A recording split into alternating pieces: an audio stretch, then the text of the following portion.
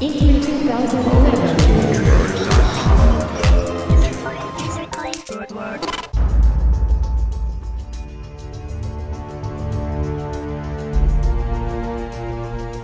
So the goal with this game is to basically go back to the origins and sort of set a whole new foundation for who Lara is. So that means we don't go back into the old canon. There will be a couple of things in there that Tomb Raider fans will be absolutely delighted with, but we won't be positioning a character that by the time she gets to the end of the game, she'll put on those tight shorts and that blue top.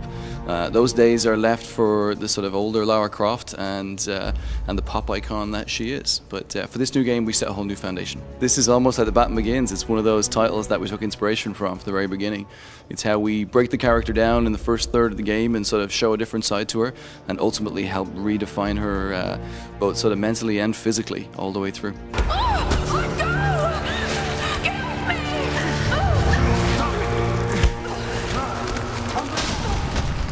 So the character arc throughout the game is very important to us. Obviously, we want to be able to set the foundations long term for how Lara as the infamous character goes on, but we want to show a side to her which, again, looking at inspiration from how movies such as Spider-Man, Batman, Hulk, or even some of the games have done over the years is about setting a very firm foundation for a girl who isn't who we think she is. She shows an emotional side.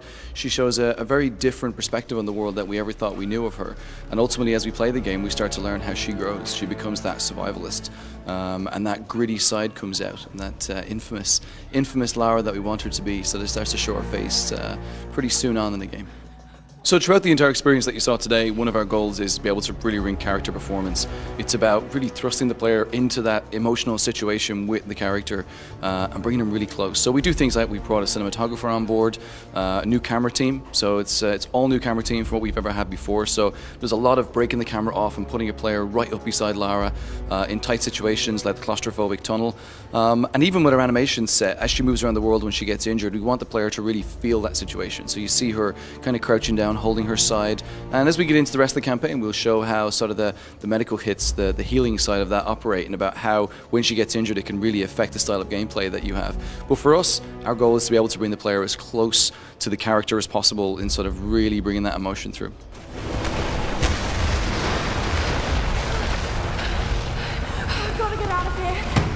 So the three core pillars of the Tomb Raider experience is about smart, resourceful Lara. It's about sort of teaching the player about the building blocks of how physics and how the dynamics of the world operate. So in what you've seen today, it's all about sort of teaching the player earlier on about fire, for instance, and about how fire is a very important asset, but obviously it gets put out by water.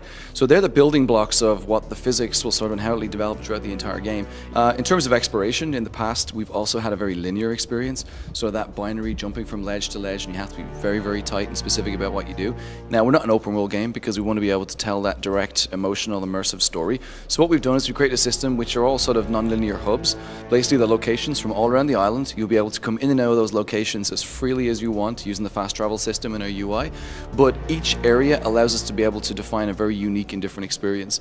And what we haven't shown you today is combat. That's something we're going to keep secret for a while because we don't believe that right now, by showing combat, we're able to give you the vision of what that means to our character, to show you the very early origins and beginnings and thrust you into that situation with a gun. We kind of feel would extract you from what we're trying to sell right now. So combat will come. It's a little while away, but we're very, very excited for it.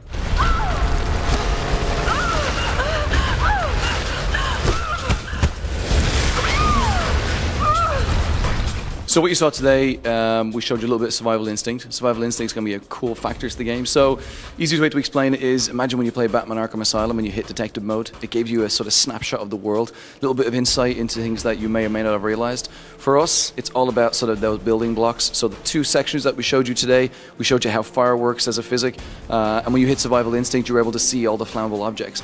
Then at the end of the cutscene, we showed you Lara acknowledging a footprint on the ground, and then as soon as you hit survival instinct, you're able to see those footprints. Ultimately, you become less reliant on using survival instinct as you play through the game, but at this early stage, it's about sort of really setting the foundation of how the style of game we're going to create.